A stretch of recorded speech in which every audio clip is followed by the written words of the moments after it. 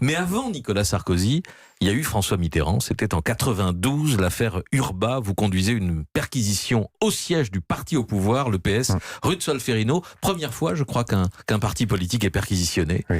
Henri Emmanuelli, ex-trésorier du PS, devenu président de l'Assemblée nationale, va être inculpé. Et on va réécouter quand même quelques extraits. Entre autres prises de parole, un ex-président du Conseil constitutionnel, Daniel Meyer, et un futur, Laurent Fabius.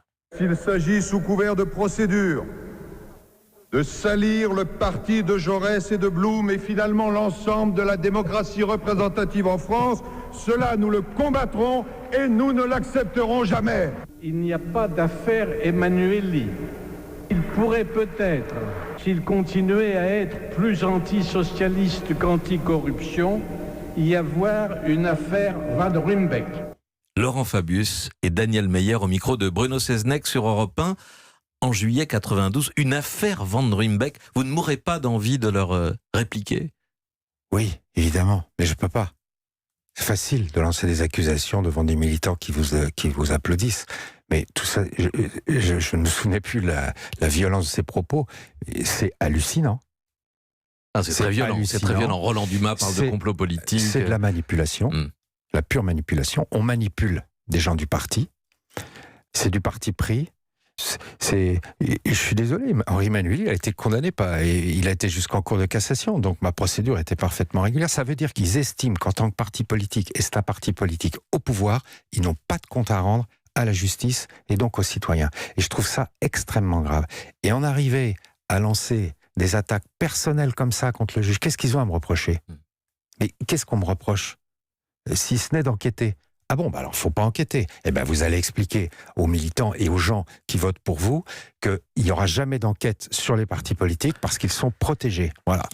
Et 4 jours plus tard, 4 jours après ce qu'on vient d'entendre, le 14 juillet, pire encore, c'est le président de la République qui vient défendre publiquement celui que vous allez inculper. J'ai la plus grande estime et considération pour Henri Emmanuelli, qui est un homme qui s'est fait tout seul à partir d'une famille extrêmement modeste, un homme plein de conviction et de force et d'une grande intégrité. Alors vraiment je le plains, j'ai mal au cœur quand je pense au sort qui lui est réservé, c'est-à-dire d'avoir à s'expliquer devant la justice, le cas échéant, parce qu'après tout les procédures sont assez bizarres dans cette affaire, le cas échéant inculpé. Pression maximale par François Mitterrand. Là, vous vous dites, je tiens tête, je suis en train de tenir tête au président de la République, ou vous essayez de ne pas y penser, Renaud Van Ruymbeck? Il se protège. Il ne s'exprime pas comme président de la République. Président de la République, il est garant de l'indépendance de la magistrature.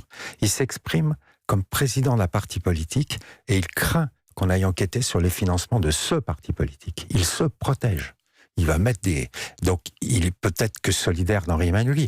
Bon, qui dit c'est un homme intègre, c'est un homme honnête, qui livre son sentiment, très bien, mais il n'a pas interféré comme ça dans le cours de la justice. Vous imaginez aujourd'hui, imaginez que le président de la République, M. Macron, tienne ce type de propos à propos d'une enquête qui concerne l'un des siens. Il l'a fait un peu avec Benalla. Je ne comparerai pas, parce que là, on a imaginé du financement politique, le financement de son parti. Il est garant de l'indépendance de la magistrature. Il a juste oublié ça. Dans la même interview du 14 juillet, François Mitterrand disait que ce qui le chiffonnait, c'était le mot inculpé, inculpation qui était infamant, qu'il fallait trouver un autre terme, ce qui sera fait par une loi 6 mois plus tard. C'est un peu à vous qu'on doit la mise en examen au lieu de l'inculpation, Renaud Van Ruymbeck. Oui, mais vous ne trouvez pas ça un peu anormal qu'on se pose la question à partir du moment où on est concerné ou un de ses proches est concerné?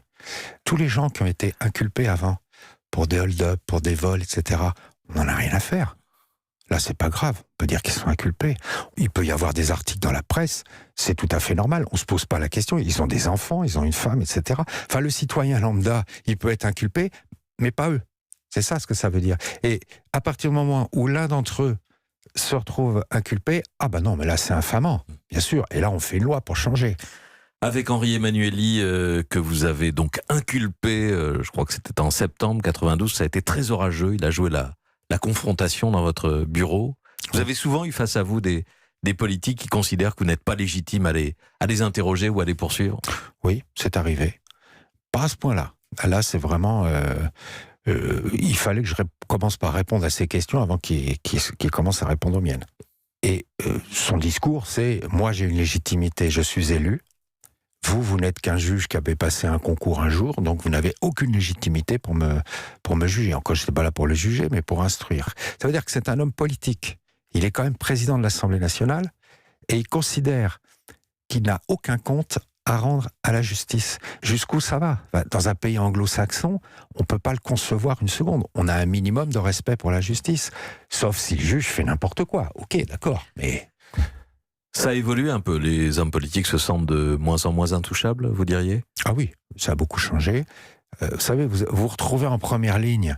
Bon, vous prenez des coups, mais le passage est fait après. Et puis l'opinion publique, allez demander aux citoyens ce qu'il en pense. Allez lui demander ce qu'il en pense.